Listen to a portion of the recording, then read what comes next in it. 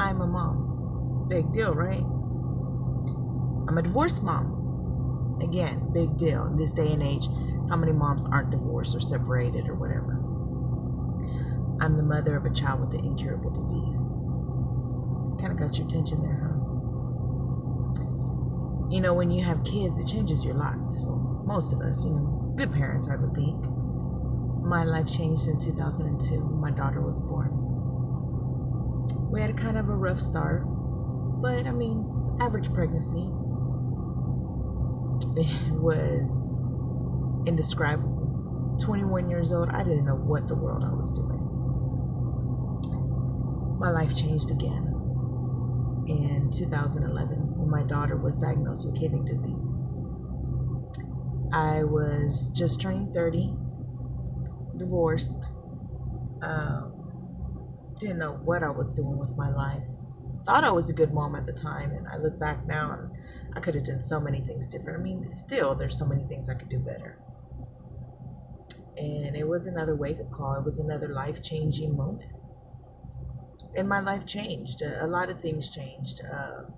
Shortly after, my dad passed away, and my job just wasn't having it with me anymore with all the missed days, and I had to quit my job.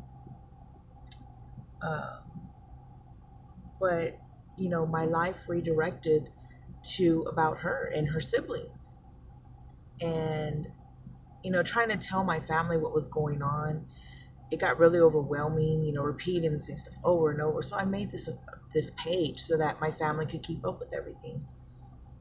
It turned into an awareness page, and it's been really good for other people, for us especially, because we've met a lot of different people from all over the place that are going through the same thing as adults, that have been going through things since their teenage years or even since babies. I've met other parents that are going through the same situation with their kid, and there's not a whole lot of awareness for this stuff, and not a lot of support groups, especially for pediatric patients. So since then, I've completely given my life to her, to this disease, raising awareness, sharing our story, sharing her battles, sharing her good times.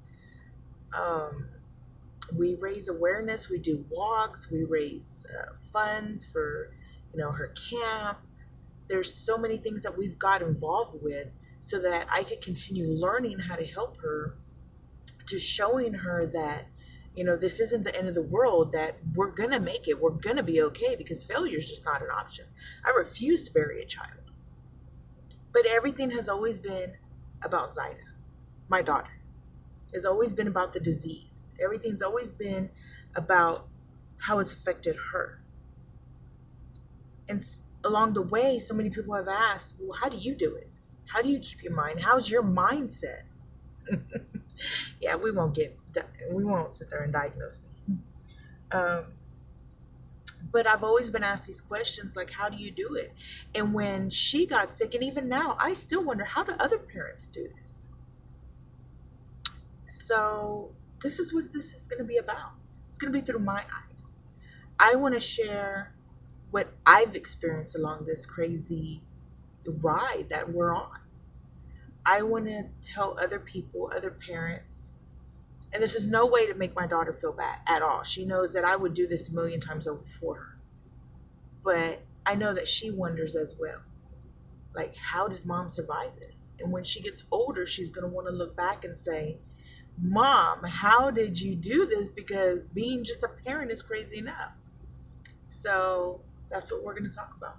We're going to talk about being a parent with a child with an incurable disease. We're going to talk about all the imperfections in raising children. We're going to talk about whatever y'all want to know about. I'm an open book. I'm a very religious woman, even though a lot of times I don't act it. But I have a strong faith in God, and I believe that everything happens for a reason. And yes, we're going through some things, but my testimony is going to be to help someone else. So if I can help anyone else with all the pain and struggles and just crap that we've been through, then it wasn't all for vain. So stick around, leave comments, ask questions, and we'll discuss them later on. And why am I sitting in a truck? because I'm a parent and kids don't leave you alone unless you hide from them. So I have about 2 more minutes before they come storming out the door saying, Mom, buy me a candy. Mom, are you going to the store? Mom, or what are we having for dinner? So I got to get back inside.